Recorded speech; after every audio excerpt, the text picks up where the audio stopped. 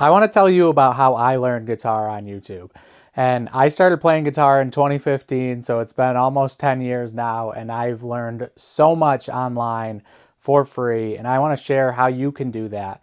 And it can be difficult because there's so much information out there. It can be very hard to stay focused. So I'm going to tell you what worked for me and how I was able to keep it all straight and stay focused and develop a system that worked for me.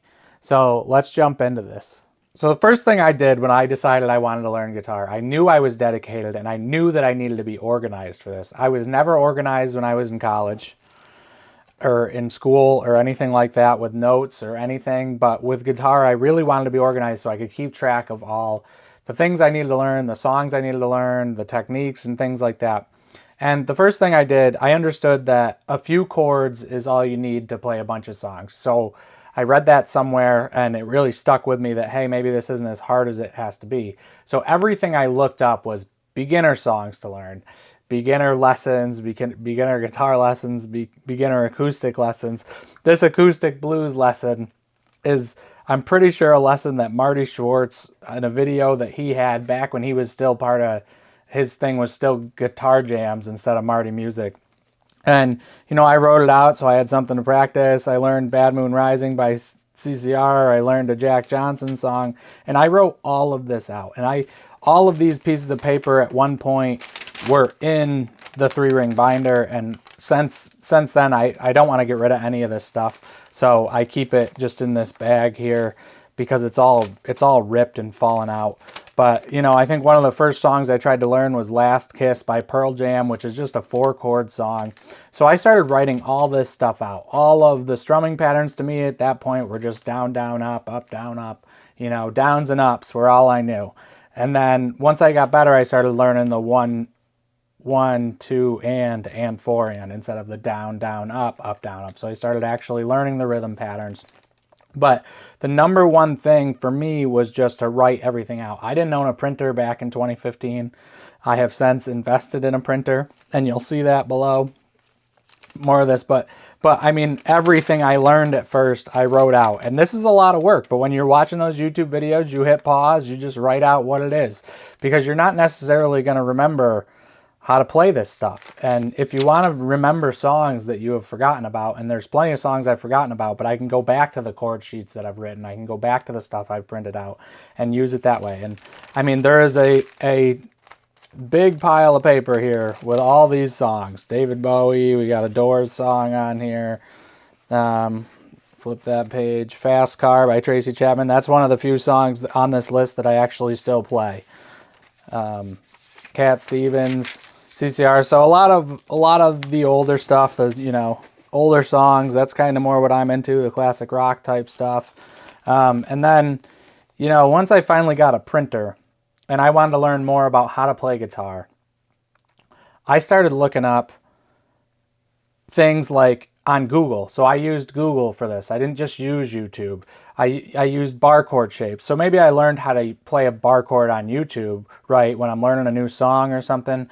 But I started typing into Google just bar chord shapes. I went and found some image on Google that I liked, and then I printed that off, because this is, I don't know where this came from, but, you know, I have all the different major six string rooted bar chords, major, minor seventh, and so on. And then all root E, 5th string bar chords, you know, same thing. And this helps me if any of these songs or any of these chords come up in a song and I need to know how to play a minor 7th bar chord, I could look on here and figure out how to play it with these things. And I was writing this down in my handwritten chord sheets too. I was writing down these new shapes as I was learning them. Some of this stuff I'd write it out as well, but it was very helpful to just have this right in my notebook to go to. And I learned a lesson from all these pages ripping. I started buying these plastic sleeves for the paper. And then get into here. This is the pentatonic scale, right? Position 1 through 5. I printed that out so that I could practice this and learn it. And I practiced over this stuff. And then once it started, you know, once I had it under my fingers, I started taking notes on here. So, you know, if I have a circle around it, that means it's the major root. If I have an X over it, it's the minor root. And this was my system to try and take notes and really ingrain this stuff so I understood it. And I could reference it when I needed to go use this stuff or learn it in a song or try and make sure I understood it. I could go reference all of this stuff. And this was a ton of work. This is years of work, right? But it's been so helpful to me. And I'm the type of person that if I can write something down, I'm going to retain it better than if I don't write it down. So, you know, I even wrote caged, which positions of the caged equal those shapes. So like form or position 5 of the pentatonic equals the A shape. The C shape is 4 and 5. The G shape is form 1, and that's the major shape. So those are the major scales. What's missing from the major scale is the 4 and the 7 note when you're playing a major pentatonic.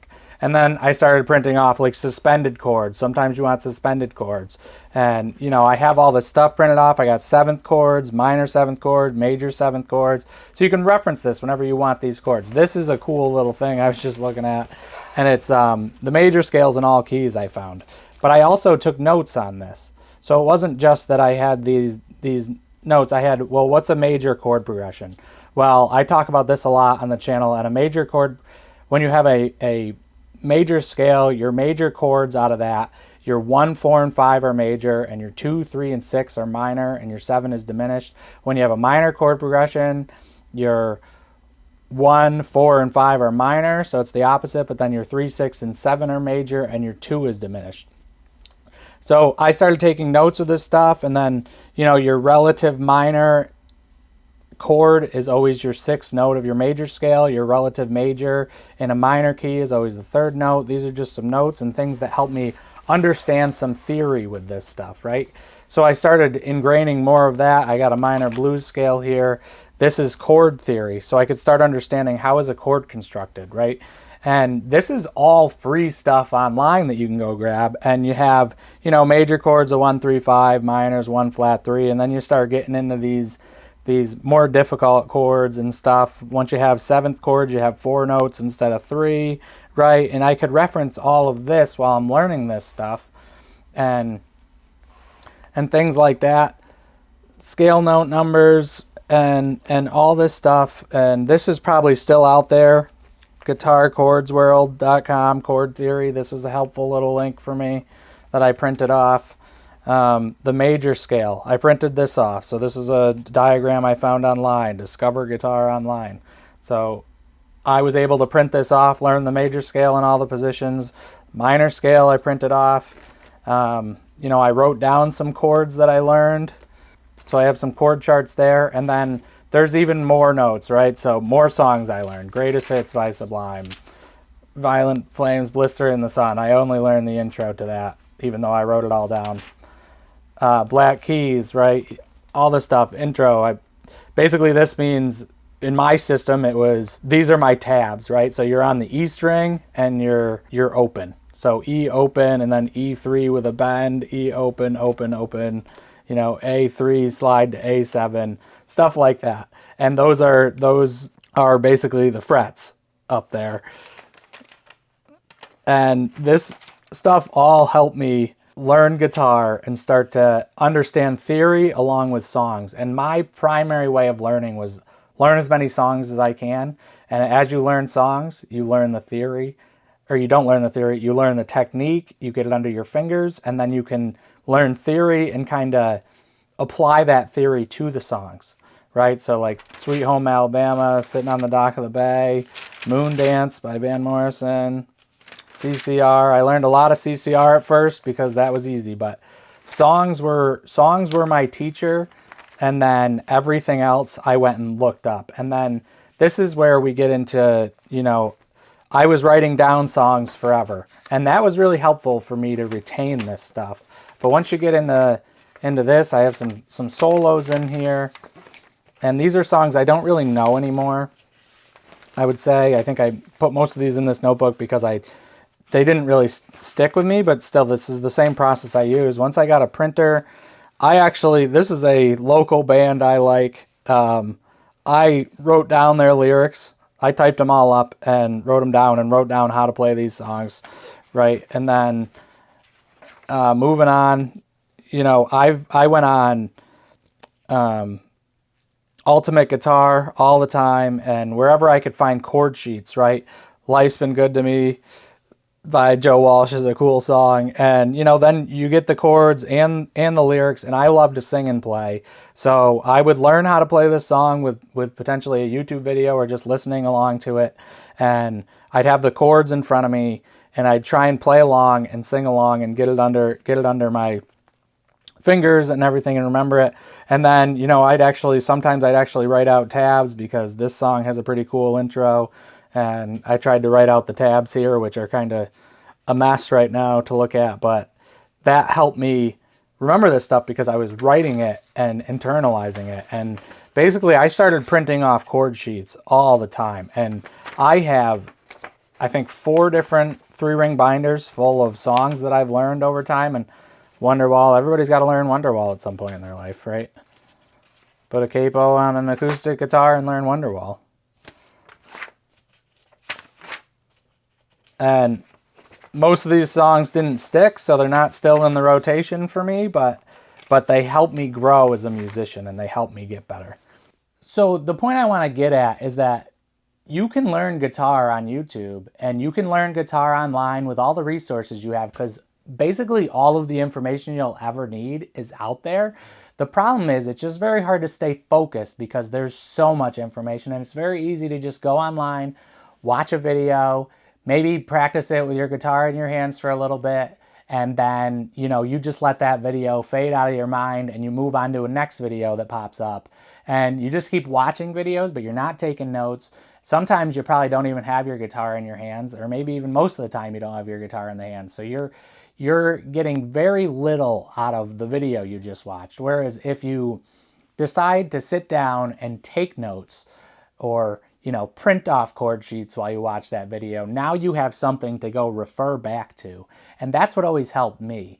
And I think a lot of the problem is that people bounce around too much. See, I just put out a video on how to mix rhythm and lead guitar. Check that one out if you want to learn that technique.